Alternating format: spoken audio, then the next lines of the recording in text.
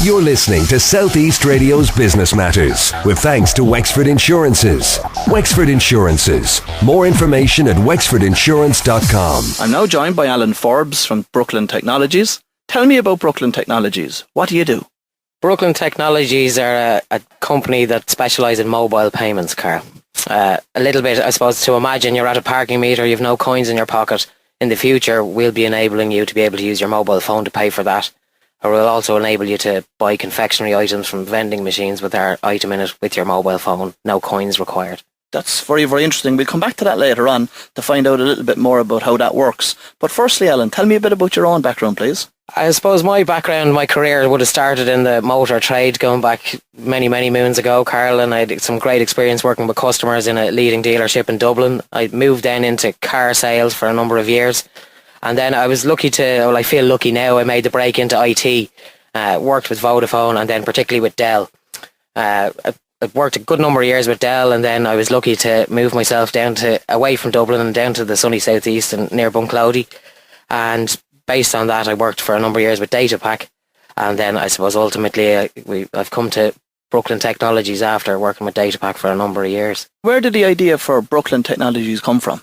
A good friend of mine and the technical director of Brooklyn Technologies, Keelte Donoghue, as I said, he's a good friend, and he had a very good idea about transferring data remotely.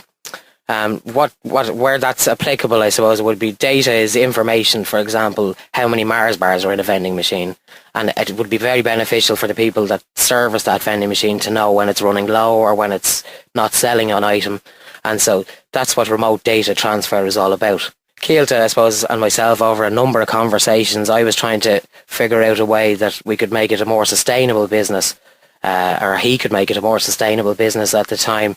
And I suppose I gave him a bit of sales advice and marketing advice. What were the initial ideas that you had when Keelan came to you for the product? There was a number of ideas been bandied about between us. I mean, we'd done a lot of research as to what sectors would be applicable to. Wind farms, although nowhere near as popular today as they were even 3 or 4 years ago, were one suggestion for data. Then we came up with the idea of the vending machines purely from a stock maintenance perspective. Back of the mind was some other items, but in the early days it was really just vending machines for remote data. Based on that, I approached a number of leading vending operators here in Ireland and spoke to them directly about what their pain points would be, what they needed. Ultimately, from those initial conversations, it was found out that it was available to get remote data transfer, but that's not what they wanted. What they wanted was some sort of a cashless alternative. Based on that, we went off and we scrapped our initial plans, and we went off and found what's a mobile payment solution. So as I explained, if you don't have coins, you can send a very brief text. You'll get a message back 3 seconds later, and at the same time 80-cent credit will appear as if you've put in 80 cents to the vending machine. It comes off your phone bill or your credit.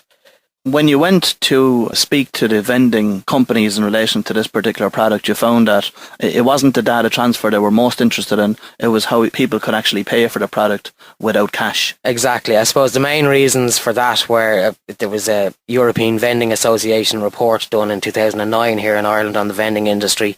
I managed to get a copy of that, all 2,000 pages of it, and basically what that report was indicating was that there's massive sales been lost because of people not having correct coins or cash, and it was to the extent of somewhere in the region of 30%. They could potentially increase their sales by 30% simply by having a coinless or cashless alternative. Just to put some numbers in this, how many vending machines are in Ireland? There's approximately 14,000 vending machines in Ireland at the moment, Karl. That's the Republic of Ireland, doesn't include Northern Ireland, so you could add approximately 3,000 or 4,000 more for North.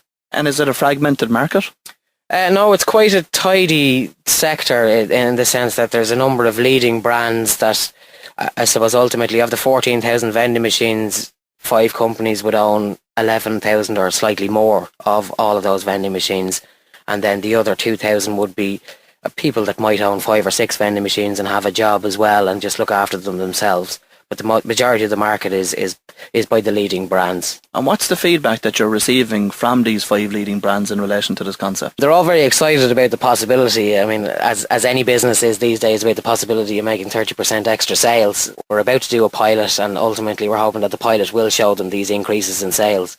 We're confident they will, and based on the fact that we do get the increases in sales, we expect this to take off quite significantly and very fast. I suppose the main reason we expect it to take off so fast is because it's still not actually capable of being done yet with your mobile phone, a connection been made into your bill or your credit. That's expected to happen sometime in the next couple of weeks. As soon as it happens, we're ready to go with the pilot. And what's preventing this rollout immediately with the mobile phone companies? There's a certain platform that's required from a technical perspective. O2 have that platform, and basically it just means that you can't request any figure of money in credit for them. You have to have a set specific price limit set up with them, so you can only have 5 as a maximum with the operators. But with the vending industry, the same bottle of water might sell for 5 different prices depending on where that particular vending machine is located.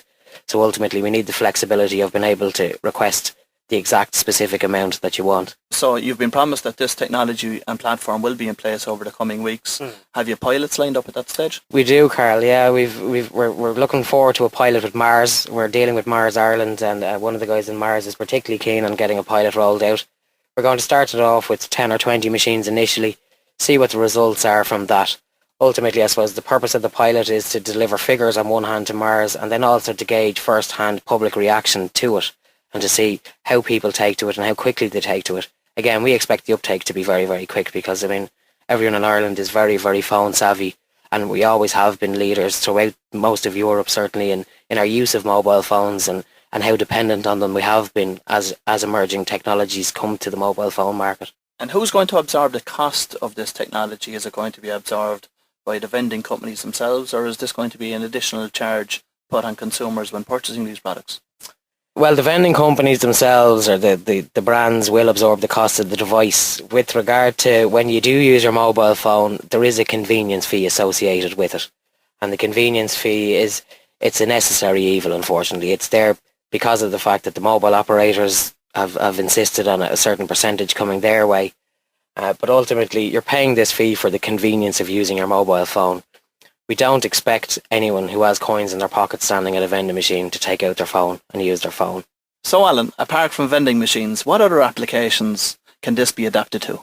Again, I'll be optimistic, Karl, and I'll ultimately say it can be adapted to any point of sale unit, an unattended point of sale unit. So that would be your vending machines, parking meters, anywhere you go and put coins in and a machine gives you a product to walk away with. Because ultimately what we can do is we can develop the technology and we can develop a device that's capable of communicating and capable of taking a mobile payment. We've worked an awful lot over the last number of months on honing this device for your pay and display parking meters. I mean, people see them around town in Enniscorthy, Ross, Gorey, and ultimately it will be the same situation. It's there for the one time where it's lashing rain, the kids are hanging out of you, they're screaming, you've no coins. It's there to pick up those units. We're confident that perhaps if you use your mobile phone from talking to certain county councils, that they may even offer you free extra parking minutes. If they do that, that'll encourage you to use the mobile phone as well. In parallel with the vending machine rollout, you're also looking at rolling this out to county councils across the country to retrofit their existing parking meters with your device. Now, how soon do you think we'll see these on the streets of Wexford? Before the end of the summer. So we're looking at August would be ideal. If we can get it developed before then, finish the development of it before then, we'll certainly have it rolled out straight away because there's nothing to stop us. Ultimately, we just need to get the development working and test it before we can roll it out to the general public. Are you thinking about international market potential with this product? Yeah, well, we're designing it for the same parking meters that are in Wexford and New Ross. There's 200,000 of those around the world. It's a massive company, internationally trading company, and the same savings will be applicable to the county councils in London, New York, as they would be to Wexford here. So there's no reason to stop us doing that. Have you considered licensing this product out to the manufacturer of those particular meter companies? We've considered it and we've had minor talks with them, but based on the talks we've had, we've decided not to go down that road. How supportive have Enterprise Ireland been of you? Enterprise Ireland have come on board with us there just recently. Now, in the last month, we were successful in a competitive fund application, and it was for this feasibility project that we're going to run in conjunction with Wexford County Council. So, I mean, they've come on board, and we're initially talking to the guys, but they've given us certainly enough funding, or a grant for enough funding to get this pilot off the ground. and they're also talking about offering us fantastic support once the pilot is as successful as we expect it to be. But ultimately we have to take one hurdle at a time, Karl. And so at the moment the development is the focus is on the development of it. Once it's developed correctly, then we can get the pilot done with the correct marketing and the correct awareness, rising the right amount of awareness for this solution. Again, I don't think it's optimistic, but based on the savings that we expect the councils to see with it, I expect people to be contacting us about this solution before we have to contact them generally in the near future. Before I leave you go, Alan, I know that you also won the Snap Printing Business Startup Competition in association with the Apprentice back in February. Tell us a bit about that. We did, Karl, yeah. Thanks for asking. I mean, I have to give a very big thanks to Southeast Radio and to Alan Corcoran. I think some of your listeners will hopefully remember me for being on Alan's programme.